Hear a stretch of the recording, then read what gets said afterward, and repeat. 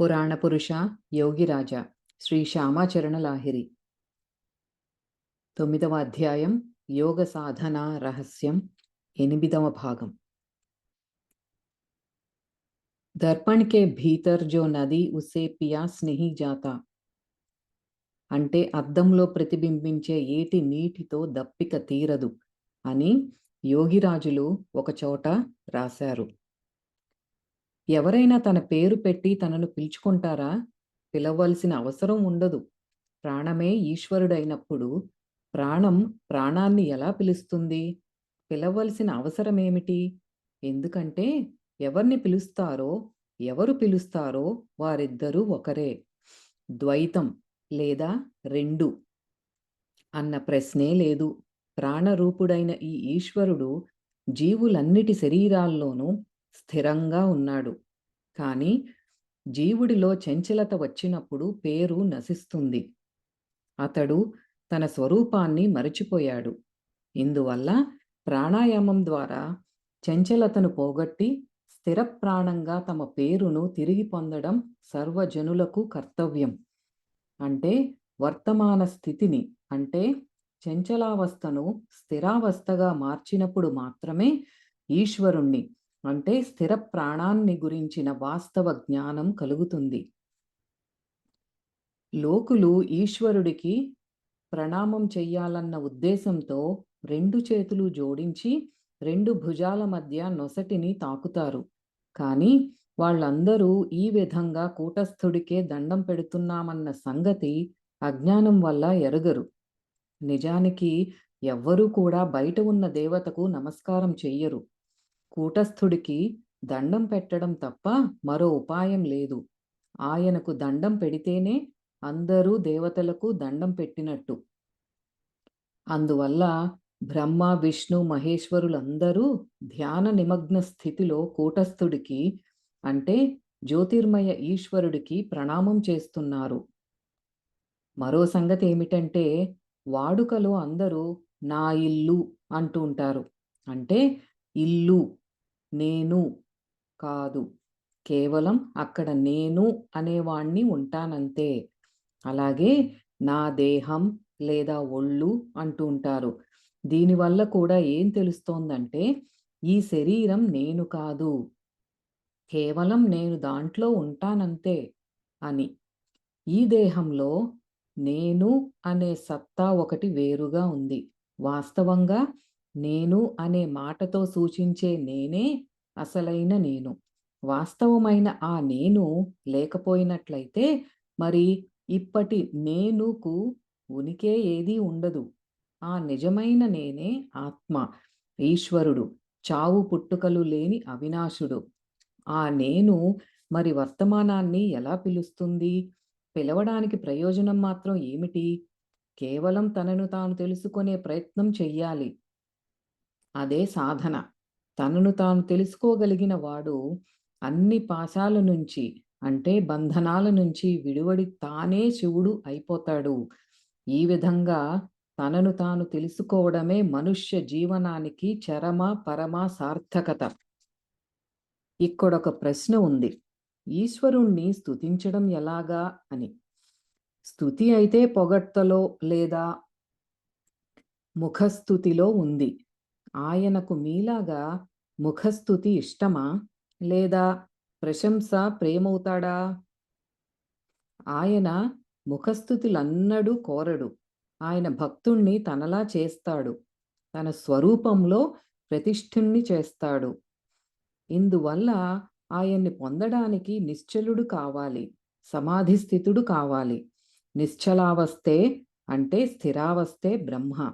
అందుకని ప్రాణాయామం ద్వారా నిశ్చలులు స్థిరులు అయ్యే ప్రయత్నం చెయ్యండి। అది బ్రాహ్మీ స్థితి। ఆ సమయంలో మీరే బ్రహ్మ అయిపోతారు। మిమ్మల్ని ఆ నిశ్చలావస్థకు చేర్చే కర్మే సాధన, అదే కర్మయోగం। ఆ కర్మయోగాన్నే ఆధారం చేసుకోండి, దాన్నే అనుష్ఠానం చెయ్యండి। అంటే ఈ ఆత్మకర్మ రూప నిష్కామ యోగంతోనే అన్నీ చేకూరుతాయి। ఇందువల్ల క్రియే సత్యం, తక్కినదంతా మిథ్య। పురా సాస్ మే పియ आपना खोज करे बाई, జన్మ జన్మ కా సంసార తుమ్హారా సబే ఛట్ జాయే.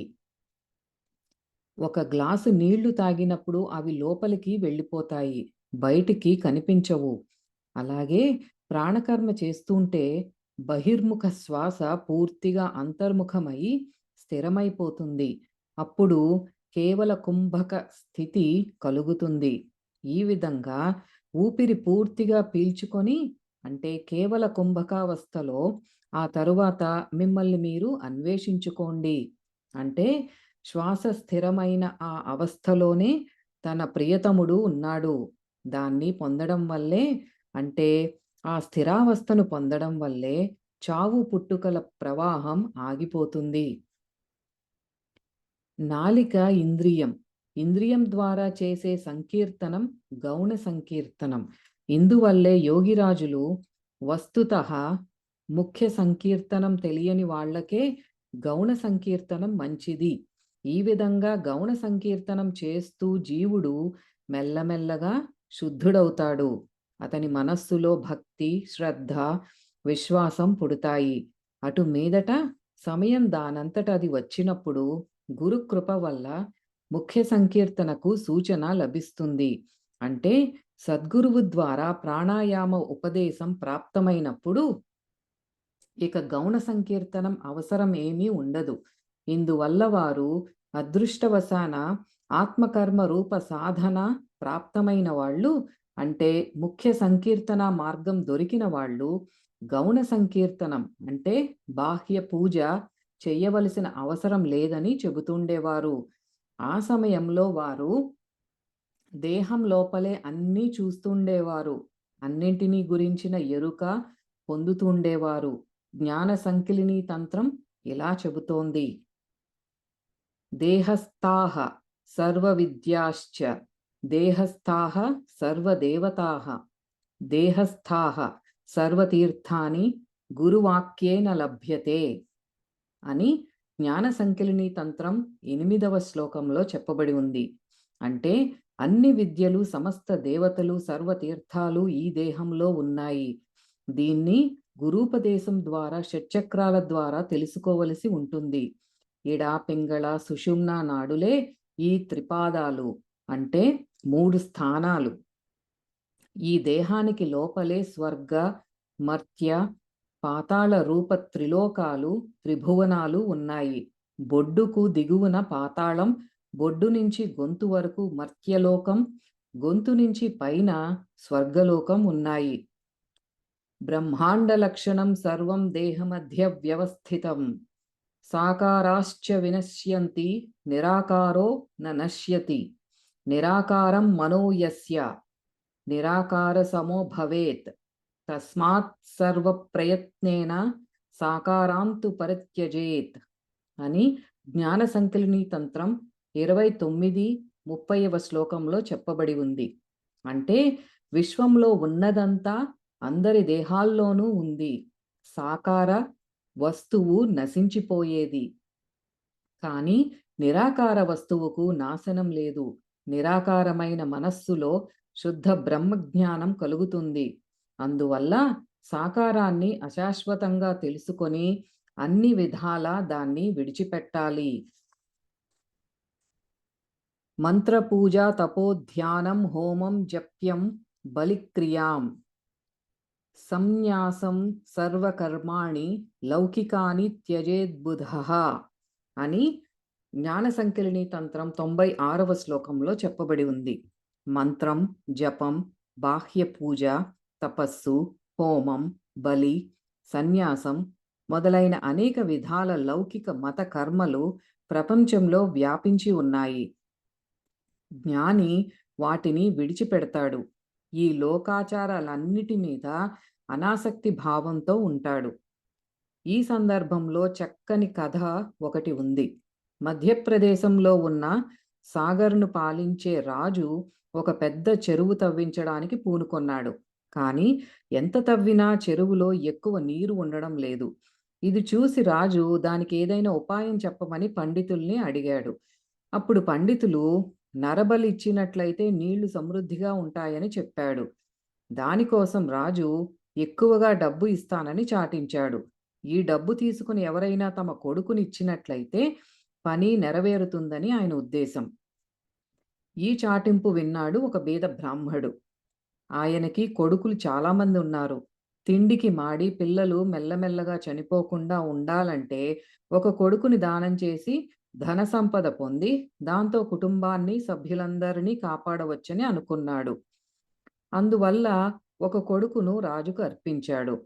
రాజుగారు ఆ పిల్లవాణ్ణి చెరువు దగ్గరకు తీసుకువెళ్ళి బలి ఇచ్చే ముందు, అబ్బాయి, నీ చివరి కోరిక ఏమిటి అని అడిగాడు. నాకు ఏ కోరిక లేదు, ఉన్నా మీకు చెప్పడం వల్ల లాభం లేదు అన్నాడు ఆ పిల్లవాడు. అప్పుడు రాజుగారు, నేను రాజును, నీ చివరి కోరిక ఏమిటో చెబితే నేను దాన్ని నెరవేరుస్తాను అన్నాడు. మాతాపితా ధన్కే లోభీ, రాజా లోభీ సాగరా, దేవీ దేవతా బలికే లోభీ, మమ శరణాగతి మాధవా.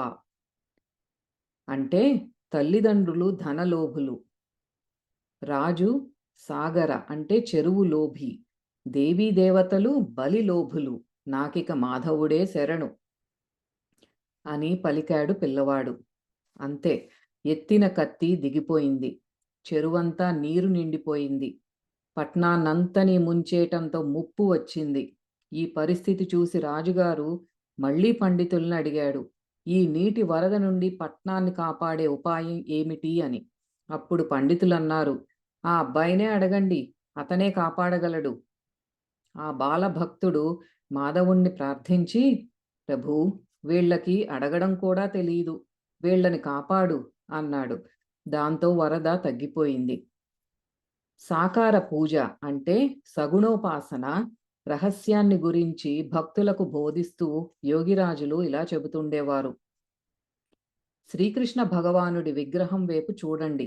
యోగ సాధన తత్వాల్ని సామాన్య జనానికి తెలియజేసే దృష్టితో ఋషులు ఎంత అందంగా రూపొందించారో. భగవంతుడి చేతిలో పిల్లంగోవి ఉంది. దానికి 6 చిల్లులున్నాయి. ఇవి షట్చక్రాలకు ప్రతీకలు. పైవైపు మరో చిల్లు ఉంది. అది సహస్రారానికి ప్రతీక. ఆ పిల్లంగోవిని గాలి ఊది మోగిస్తారు. ఈ షట్చక్రాల్లో అంతర్ముఖంగా ఉండే వాయుక్రియా రూపమైన ప్రాణాయామానికి ఇది ప్రతీక. ఈ ప్రాణాయామం చేస్తుంటే కూటస్థుడి దర్శనం కలుగుతుంది. ఆయన తలకు అందమైన నెమలి ఈక ఉంటుంది. ఈ నెమలి ఈక మీది కన్ను కూటస్థుడికి ప్రతీక. శ్రీకృష్ణ భగవానుడు త్రిభంగ మురారిగా నిలబడ్డాడు. ఈ త్రిభంగ రూపం అంటే 3 వంపులున్నది. జిహ్వాగ్రంథి, హృదయగ్రంథి, మూలాధార గ్రంథి అంటే వరుసగా బ్రహ్మగ్రంథి, విష్ణుగ్రంథి, రుద్రగ్రంథుల భేదనకు ప్రతీక. ఎడమ కాలి మీద పూర్తిగా బరువు మోపి కుడికాలిని కొద్దిగా వంచి వేళ్లు ఆనించి నిలబడ్డ తీరు ఓంకార క్రియకు ప్రతీక.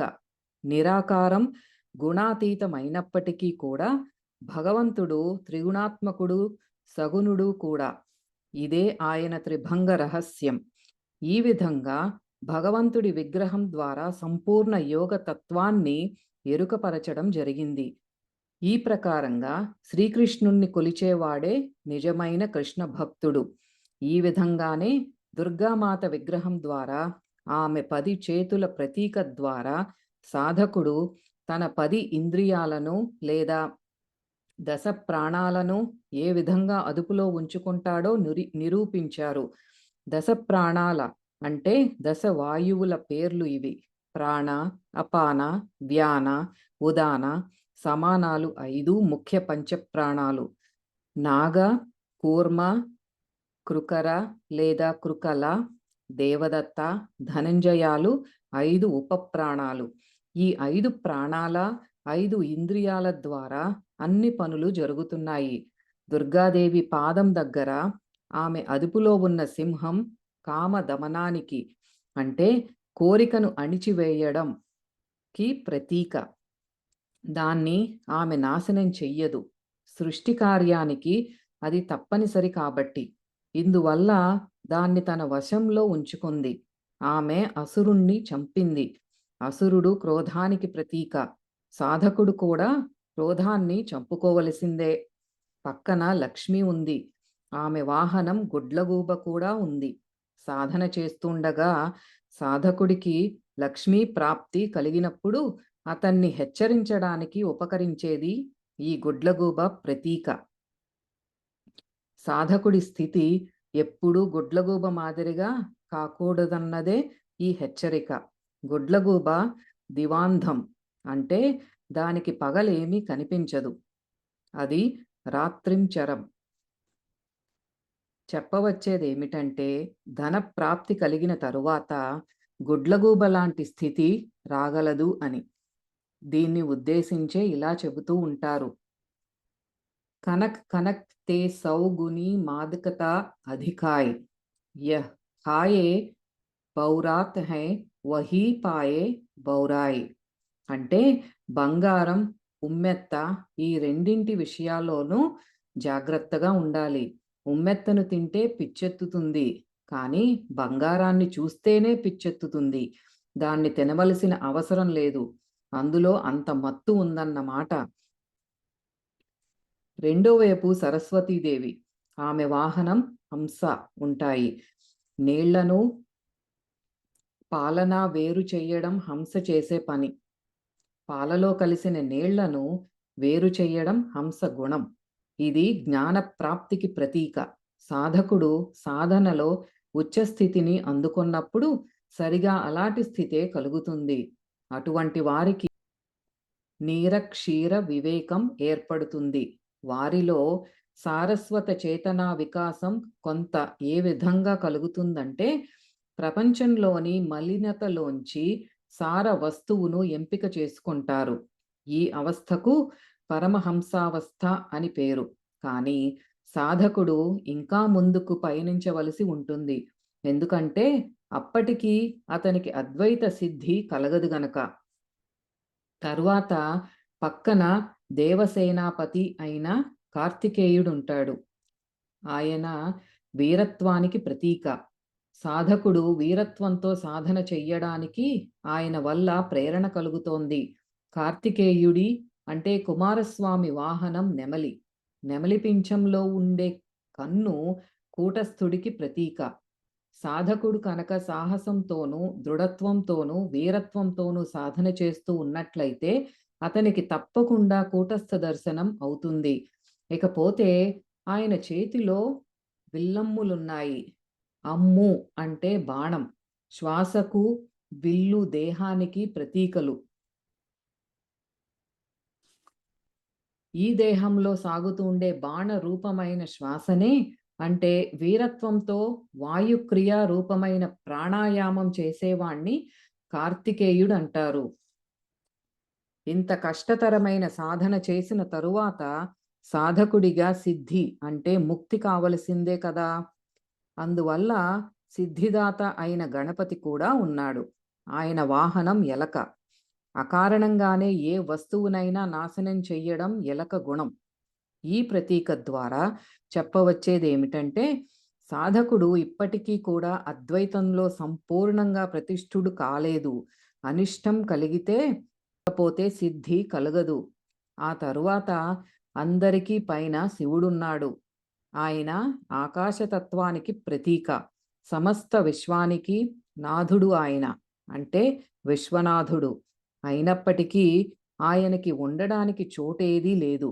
అంటే సాధకుడు పూర్తిగా ఆకాశతత్వం అంటే అద్వైత భూమి మీద ప్రతిష్ఠితుడు అయినప్పుడు ఆ స్థితిలో అతనికి తనదనేది అంటే స్వాధికారం ఏదీ ఉండదు. ఆయనకు అంటే శివుడికి బట్ట లేదు, బూడిద పూసుకొని కూర్చున్నాడు. అంటే సాధకుడిలో ఈ విధమైన త్యాగ భావన పుడుతుందన్నమాట. ఆయనకు ఒక చేతిలో డమరుకం ఉంది. దానికి రెండు వైపులా సమానమైన వాద్య ధ్వని వస్తుంది. అది ఓంకార ధ్వనికి ప్రతీక. సాధకుడు ఓంకార ధ్వనిని వింటూ తన్మయత్వంలో ఏకాకారుడైపోతాడు. ఆయనకు రెండో చేతిలో త్రిశూలముంది. ఇది సత్వరజస్తమో గుణాలు మూడింటికి ప్రతీక. అంటే సాధకుడి త్రిగుణాతీతావస్థకు ప్రతీక. ఆయన మొలకు మెడకు సర్పమాలలున్నాయి. ఆ మాల హింసకు ప్రతీక. దీని తాత్పర్యం ఏమిటంటే, ఆ స్థితిలో సాధకుడు హింసావృత్తితో అన్ని రకాల ఇంద్రియాలను అణిచి పూర్తిగా అహింసావస్థను పొందాడన్నమాట. శివుడి వాహనం ఎద్దు. దీనికి ధర్మం అని అర్థం. దాని 4 కాళ్ళు ధర్మ, అర్థ, కామ, మోక్షాలు. ఇవి ధర్మానికి ముఖ్యమైన శ్రేష్టమైన 4 పాదాలన్నమాట. చతుష్పద రూపంలో ధర్మానికి ప్రతీక ఉంది. చతుష్పాత్ సకలో ధర్మ సత్యం చైవ కృతే యుగే నాధర్మే నాగమః కశ్చిన్మనుష్యాన్ ప్రతివర్తతే అని మనురహస్యం 1వ అధ్యాయం 81వ శ్లోకంలో చెప్పబడి ఉంది. ఈ విధంగా శివుడు శూన్యతత్వానికి అంటే ఆకాశతత్వానికి ప్రతీక. సాధకుడు శూన్యతత్వంలో నిలదొక్కున్న తరువాత జీవన్ముక్తావస్థ పొందుతాడు. శూన్యమంటే ఏదీ లేకపోవడం, ఏదీ లేని ఆ అవస్థే బ్రహ్మం. ఈ విధంగా సమస్త దేవతా తత్వాల జ్ఞానము పొందిన మీదటే సిద్ధి అంటే ముక్తి కలుగుతుంది. యోగిరాజులు ఇలా చెప్పారు: హృదయం మే జబ్ అపాన్ వాయు ఆవే 10 प्रकार के अनहद सुनावे चिम चिम चिम क्षुद्र घंटा शंख विस्ताल मुरली फकावज నహవత్ దీర్ఘ గంట. బయట చేసే స్థూల పూజలో ఎన్ని రకాల బాజాలు వాయిస్తారో అవన్నీ అంతర్వాద్యానికి ప్రతీకలు. యోగులు వీటిని వింటారు. వారు ఇంకా రాశారు: కంచు గంట ధ్వని వినిపించింది. గొంతులో పంచదార లాంటి తీపి కలిగింది. కళ్ళకెదురుగా మెరుపులు మెరిశాయి. చాలాసేపటిదాకా ఓంకార ధ్వని విన్నాను. మళ్ళీ రాశారు: నాడికి 2 వైపుల నుంచి ఒక ధ్వని వెలువడుతోంది. దాని పేరు అనాహత ధ్వని అంటే నాదం. పై ఇంటి గవాక్షంలోంచి వస్తున్న ధ్వనిలా ఉంది. సన్నాయి స్వరం కంటే కొంచెం తక్కువ స్వరం వినవస్తున్నట్టు అనుభవమైంది. చాలామంది కలిసి ఒకేసారి కంచు గంటలు మోగిస్తున్నట్టు ఉంది. పెద్ద గంట చప్పుడు తలలో వెనకాల వైపు విన్నాను. యోగిరాజులు ఇంకా ఇలా అన్నారు: మహాదేవుడు ఎద్దును వాహనంగా ఎందుకు చేసుకున్నాడు? భూమి రూపమైన వాహనం లేదనా? వృషమంటే ఈ శరీరమని అర్థం. దీనికుండే 2 కొమ్ములు ప్రాణాయామ సమయంలో బయటికి వస్తాయి. అంటే ఇడాపింగళులు 2 కొమ్ములన్నమాట. ఈ ఇడాపింగళుల కర్మ చేసిన మీదట కామం విడిచిపోతుంది. కామ వివర్జితావస్థ కలుగుతుంది. ఇవి ఈ శరీరంలోనే ఉన్నాయి కనుక శరీరాన్ని వృషం అంటారు. ఈ శరీరంలోనే ఉన్నాడు మహాదేవుడు అంటే స్థిర ప్రాణ రూపమైన బ్రహ్మ. దివ్ శబ్దాన్ని బట్టి ఆకాశం అన్నది తెలుస్తోంది. మహాదేవుడికి అర్థం మహాకాశమని అంటే అంతటా వ్యాపించి ఉన్న స్థిర మహాశూన్యం. యోగిరాజులు తమ డైరీలో ప్రాచీన కాలంలో ఋషులు పొందిన మరో చరమ ఉపలబ్ధి విషయం రాశారు: ఆది పురుషుణ్ణి దర్శించాను. నాలిక ఇంకా పైకి లేచి ఆగిపోయింది. ఈ ప్రకారంగా ఖేచరి సిద్ధి కలిగింది. మరి మనస్సు శూన్య భవనంలోకి ప్రవేశించింది. శూన్యమంటే ఏమీ లేదని. ఈ ఏమీ లేని అవస్థలో అంటే మహాశూన్యంలో మనస్సు కుదురుకుంది. కేవల కుంభకం కలిగితే ఈ స్థితే ఏర్పడుతుంది. దీన్ని ఖేచరి సిద్ధి అని కూడా అంటారు. ఈ శూన్యావస్థ విషయంలోనే వారు మళ్ళీ ఇలా రాశారు: ఈ శూన్యమే సత్యం అంటే బ్రహ్మం. ఎందుకంటే అక్కడి నుంచే అన్నీ ఉత్పన్నమవుతాయి. అందులోనే అన్నీ లయమవుతాయి. వారు ఇంకా ఇలా రాశారు: సూర్య శూన్య హై శూన్యమే మిల్ జానా హై. ఆ ఆత్మ సూర్యుడే శూన్యం. ఆ శూన్యంలోనే కలిసిపోవాలి. అందులోనే లయమైపోవాలి. ఇంకా ఇలా రాశారు: నేనే ఆ మహాశూన్యపు ఆత్మసూర్య రూపుణ్ణి. అక్కడ నేను తప్ప మరెవరూ లేరు. సోహం. ఇప్పుడు ఇంద్రియ సంఘంలో సహా అన్నింటినీ విడిచిపెట్టేసి సడీ చప్పుడు లేకుండా కొద్దిసేపు ధ్యానంలో కూర్చుందామని లోపల నుంచి ఆదేశం వస్తోంది. ఈ స్థితిలో మైథునం అంటే స్త్రీ పురుష సంభోగం మాదిరి ఆనందం ఒకటి పాదాల నుండి శిరస్సు దాకా కలుగుతోంది. నేను మహాశూన్యానికి లోపల చూస్తున్నదే బయట కూడా చూస్తున్నాను. అంటే లోపల వెలుపల అన్నీ ఒకటైపోయాయి. అంతటా ఆ మహాశూన్య రూప బ్రహ్మను చూస్తున్నాను. ఇప్పుడు నా ఉనికిని కూడా వదిలేసి సంపూర్ణంగా శూన్యమైపోవాలి. మహాశూన్యంలో కలిసిపోవాలి. ఈ పురాణ పురుషుడు, పురాణ కృష్ణుడు అంటే ఆదిపురుషుడు ఎవరు? ఈ విషయంలో గీతలోనూ, ఉపనిషత్తుల్లోనూ ఇలా చెప్పారు. అజో నిత్యం శాశ్వతోయం పురాణ్.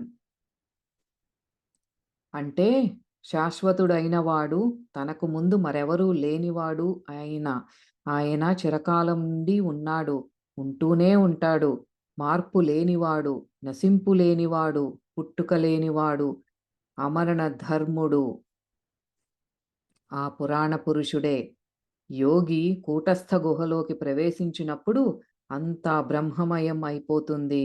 అప్పుడు అంతా ఏకాకారం అయిపోతుంది. రెండుగా ఉండే స్థితి ఉండదు. రెండు లేనప్పుడు ఇక పుట్టుకెక్కడా? దాంట్లోనే లయమైపోవడం ఉచితం. అదే ఆదిదేవుడు అంటే దేవాధిదేవుడు. ఇందుకే ప్రాణకర్మ లేకుండా అక్కడ ఉండడం కష్టమని యోగిరాజులు అంటుండేవారు. అదే ధర్మం. ప్రాణకర్మ అంటే ప్రాణాయామం చేసి కర్మాతీత స్థితిలో అంటే క్రియాపరావస్థలో ఉండడమే శాశ్వత పదం. అదే అమరధామం.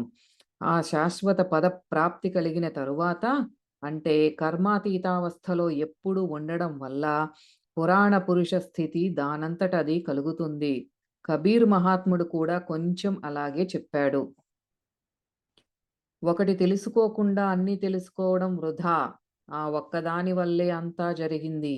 ఆ ఒక్కటే అన్నిటా ఉంది. అనేకం నుంచి ఏకం పుట్టడం సంభవం కాదు. కబీర్ ఇంకోసారి ఇలా అన్నాడు.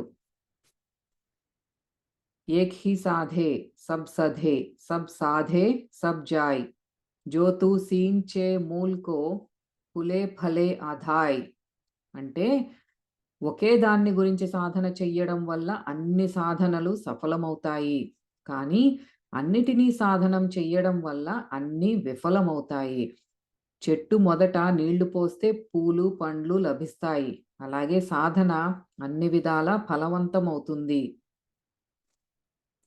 ఇంకా ఏకం భూతాం పరబ్రహ్మ జగత్సర్వం చరాచరం నానాభావం మనోయస్య తస్య ముక్తిర్న జాయతే అని జ్ఞాన సంకలిని తంత్రం 84వ శ్లోకంలో చెప్పబడి ఉంది.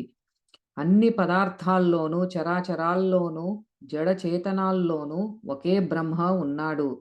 మనస్సులో నానా రకాల భావనలు కలగడం వల్ల ముక్తి లేదు. కానీ ఒకదాన్ని గురించి జ్ఞానం కలగడం వల్లే ముక్తి సునిశ్చితం. అందువల్ల ఒకదాన్ని గురించి సాధన చెయ్యడం సబబు. అనేక మంది దేవతల్ని గురించి సాధన చెయ్యడం వల్ల పెద్ద చిన్న అన్న భావం పుడుతుంది. గుహాం ప్రవిష్టౌ పరమే పరార్థే అని కఠోపనిషత్తు 3వ అధ్యాయం 1వ శ్లోకంలో చెప్పబడి ఉంది. ప్రాణవాయువును కూటస్థ రూప గుహలోకి ప్రవేశపెట్టడం వల్ల అది పరబ్రహ్మలో లీనమైపోతుంది. అప్పుడు పరార్థ జగత్తు ఉపలబ్ధమవుతుంది. అంటే సర్వజ్ఞత్వం కలుగుతుంది. యోగిరాజులు ఈ స్థితిని పొందారు. అంగుష్టమాత్ర పురుష మధ్య ఆత్మని తిష్టతి అని కంబలాఖ్య ఉపనిషత్తు ఉత్తరవల్లిలో చెప్పబడి ఉంది. అంటే కూటస్థంలో బొటనవేలిడంత పురుషుడిలో ఆత్మ నివసిస్తూ ఉంటుంది. ఇందుకే యోగిరాజులు భక్తుల్ని కూటస్థంలో బొటనవేలిడంత పురుషుణ్ణి చూస్తున్నారా అని అడుగుతుండేవారు. ఉత్తమ ప్రాణకర్మ చెయ్యడం వల్లే అతడు కనిపిస్తాడు. అతడే ఆత్మ. అతడే అభయపదము, పరమపదము, అతడే బ్రహ్మ. ఆ ఉత్తమ పురుషుణ్ణి నేను అన్న జ్ఞానం క్రియాయోగం చెయ్యడం వల్ల కలుగుతుంది. ఆ స్వరూపమే పురుషోత్తముడు. అన్ని జ్యోతులకు జ్యోతి అయినవాడు. ఆ జ్యోతి నుంచే అన్ని జ్యోతులు వెలుగుతాయి. అదే ఆత్మసూర్యుడు. అది లేకపోతే మరే జ్యోతి ఉండదు. కనిపిస్తున్నదంతా దాని రూపమే, దాని ప్రభే, దాని వెలుగే. ఎందుకంటే సమస్త రూపాల ఉద్భవ వికాసాలు అక్కడి నుంచే జరుగుతున్నాయి. ఇందువల్లే జీవుడు శివస్వరూపుడు. ఆత్మ లేకపోతే మరేదీ ఉండదు. ఆత్మ బ్రహ్మస్వరూపం కావడం వల్లే అన్నిటికీ ఉనికి ఏర్పడింది. ఇందువల్ల ఆత్మే బ్రహ్మ లేదా బ్రహ్మే ఆత్మ. ఈ రకమైన జ్ఞానం కలిగిన మీదట సర్వం బ్రహ్మమయం జగత్ అన్న ప్రతీతి కలుగుతుంది. దీన్ని బలపరుస్తూ ఋషులు ఆ పరమ సత్యాన్ని గురించి ఇలా చెప్పారు. బృహన్నారాయణ ఉపనిషత్తు 1వ శ్లోకంలో ఇలా చెప్పబడి ఉంది. అణువు కంటే కూడా చిన్నగా, పెద్దదానికంటే కూడా పెద్దగా ఉండేది. ఆ కూటస్థ రూపమైన గుహ లోపల ఆత్మ ఉంది. దాంట్లోకి మనస్సు వెళ్ళగానే వీతశోక స్థితి, అంటే ఏ శోకాలు లేకుండా పోయే స్థితి కలుగుతుంది. ఆ కూటస్థ స్థితమైన ఆత్మ సూక్ష్మ రూపంలో సమస్త జీవుల భరణ పోషణలు చేస్తోంది. ఇందుకే యోగిరాజులు ఉత్తమ ప్రాణకర్మ చెయ్యడం వల్లే ఓంకార రూపం కనుబొమల మధ్య దీపశిఖ మాదిరిగా కదలకుండా మెదలకుండా నిలకడగా కనిపిస్తూ ఉంటుంది. అంతేకాకుండా అదే చోట తామర తూడులోని పోచ మాదిరిగా కనిపించే కాంతే శక్తి రూపిణి అయిన శివ. అదే సూర్య స్వరూప కూటస్థుడి రూపం. అదే హృదయాకాశం. ఈ శ్వాసే వాక్కు. ఇదే గాయత్రి. ప్రాణాయామం చేసేటప్పుడు వినిపించే సుమధురమైన ధ్వనే ప్రణవధ్వని, అంటే శ్రీకృష్ణుడి మురళీధ్వని. ఆ ప్రణవధ్వనిలో తన్మయులైన అయిపోయినప్పుడు ప్రాణవాయువు పైకి లేస్తుంది. కూటస్థ స్థితి దానంతట అది కలుగుతుంది. దాన్నే అమరపదం అంటారు. ఇంకా ఓంకార గీతలో ఇలా చెప్పబడి ఉంది. హృదయ కమలంలో కుదురుకొన్న మీదట దాని 8 రేకుల కేసరాల లోపల నీలవర్ణంలో ఉండే బొటనవేలెడంత పురుషుడే ధ్యానించే మునుల దృష్టిలో పురాణ పురుషుడైన విష్ణువు. ఇంకా గీతా ధ్యానంలో ఇలా చెప్పబడి ఉంది. ధ్యానంలో మునిగిన స్థితిలో ఆయన మీద మనస్సు నిలిపిన యోగులే ఆయన్ని చూడగలుగుతారు. ఆయన తుది మొదలు సురాసురులకు కూడా తెలియదు. అటువంటి ఈశ్వరుడికి నమస్కారం. క్రీస్తు శకం 1873 జూలై 15న యోగిరాజులు ఇలా రాశారు. 5 ఇంద్రియాలకు అతీతంగా ఉంది మనస్సు. శ్వాస ప్రశ్వాసలు ఉన్నంత వరకు వర్తమాన చంచల మనస్సు ఉంటూనే ఉంటుంది. శ్వాస స్థిరమైనప్పుడు వర్తమాన మనస్సుకు అస్తిత్వం ఉండదు. శ్వాస అస్తిత్వం మీద మనస్సు అస్తిత్వం ఆధారపడి ఉంది. అందువల్ల శ్వాస స్థిరమైన మీదట బుద్ధి ఉంటుంది.